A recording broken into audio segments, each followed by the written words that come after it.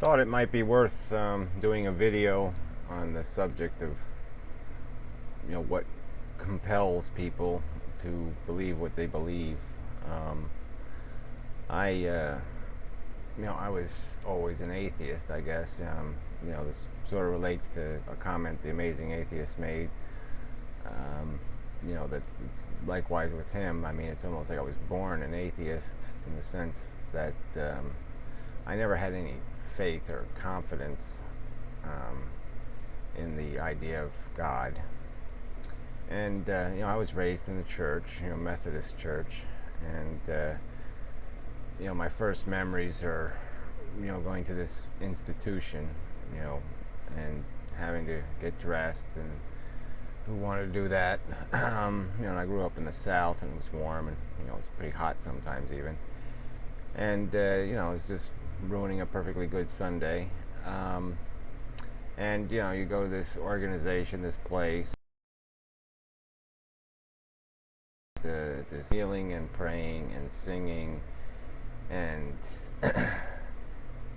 you know reading lines. The minister says something, then the whole congregation says blah blah blah blah blah, and therefore blah blah blah, and just this, and it's like I didn't know what a cult was at that age, but it just seemed very cult-like. This was not natural at all.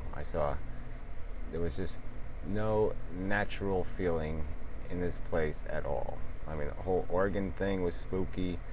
you know, the whole thing was just a bizarre and alien universe. And then I also had to go to Sunday school, and so then they would tell these stories. Do this for kids kind of preaching, where they try to Jack and Jill the stories. But it almost worked in reverse, because you couldn't really make any sense out of these stories. So I mean, I wanted to, there's really two sides to the atheist story. There's the side that when you become a little older, you learn all these facts. You become scientifically literate, and you can see the obvious, compelling evidence that matter in this universe, everything almost that isn't influenced by human intervention, is all controlled by these very crude and simple forces. I mean, there's no evidence of the hand of God in science. It just isn't there.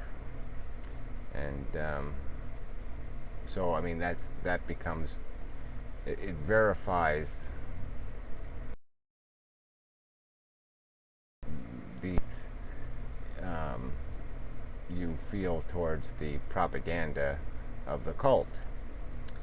And so anyway, I mean, there are, the thing I want to get to is, there's the scientific argument that should be compelling to any person of literacy, who can understand concepts and logic, and that should be persuasive for those who have been trapped by their early conditioning and found some comfort in religion, or some kind of logic in religion.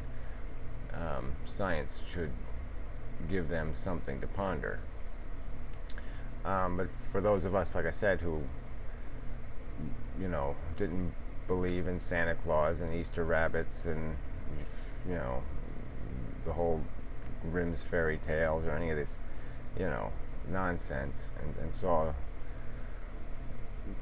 life a little darker than that right from the start, or at least found life very confusing and disorienting. There was these stories in the Bible, and they were just such a turnoff. And so for me, the ones that really stick out in my memory, the ones that gave me the most trouble as I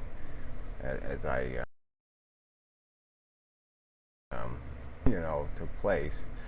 The first was the whole Genesis story.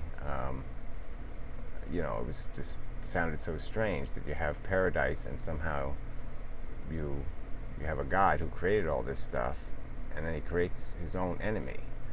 And how did that happen? What are you talking about? And so then the enemy creates this thing they call temptation, which I certainly understood as a child, because you're children are selfish, and so they're gonna. Yeah, I was tempted. I wanted a donut. I wanted a donut. I mean, it wasn't too hard to figure that out. Um, and so I mean the whole idea, and then what really disturbed me was the fact that okay, this whole preposterous thing happens in the first place. You have paradise, and then you screw it all up. Um, Knowledge is bad.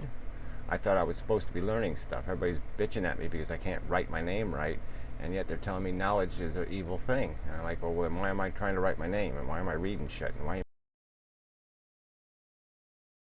making me write? And just seemed very strange, very bizarre. And then the worst part of it is then you find out about this whole punishment thing.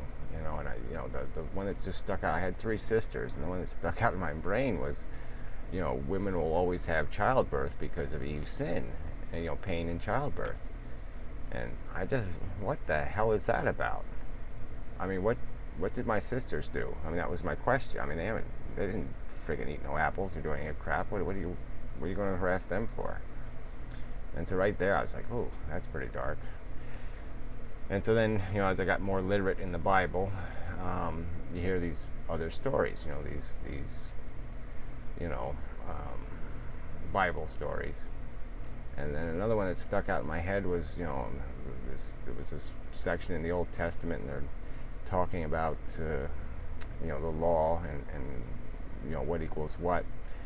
And there's some story about, it's not a story, but just a metaphor or whatever, a comparison, where they point out that, let's say you have a hole in your backyard, you dug a hole, and let's say a man's donkey falls into it, or his burro, or his mule, or whatever, and, it dies, or it breaks its leg, or whatever. That, under the law of the Old Testament, would be a greater crime than if somebody's slave fell in the hole and broke their leg and died. And I was like, whoa, what the fuck are these people about? I mean, that's crazy. I mean, I liked animals, but a man getting killed is less of a crime than a donkey? So, I mean, right there, you're just, what? These people are crazy. And then there was another Old Testament thing where, I guess it's just because sometimes you visualize some of this stuff. And so, oops, freeze. There's a story about if you find a dead bird on the road, don't eat it. You see, that's the Old Testament logic. No, give it to a poor person, or a homeless guy. And I was like, well, man. So you're advised not to eat it because it might poison you, it might make you sick. But it's okay to let the poor people eat the rotten bird. And that just seemed, I was a selfish kid, but gee, I already kind of figured out that, I don't have a right to make somebody else sick. I mean, that's bullshit. And I really didn't understand the whole idea of why some people had to live shittier lives than other people. I mean, that just, I didn't understand the whole commerce thing, and that everybody's gonna fall into this scale somewhere, and their standard of living is going to be dictated by their mental capacity, or their ability to manipulate the system, or their ability to do this, or I just didn't realize that we're all going to be measured, and so I really didn't think of poor people as lesser people. I just thought they would somehow, something went wrong and they were trapped in a bad place. And so, I mean, it just didn't make any logical sense to me that I would somehow think they deserve worse bird food than me. So, that was another one just, scary. So let's see, what else do I got here on this list that I probably can't read? Yeah, so the big one is the disciples and Judas, and so that was like more towards my teenage years. Oh, I'm gonna run out of time. Bummer. So maybe that's a subject, but anyway, Judas, Jesus' answer to Judas: "The poor will be with you always." Very depressing. And why would disciples go against a God, Jesus, that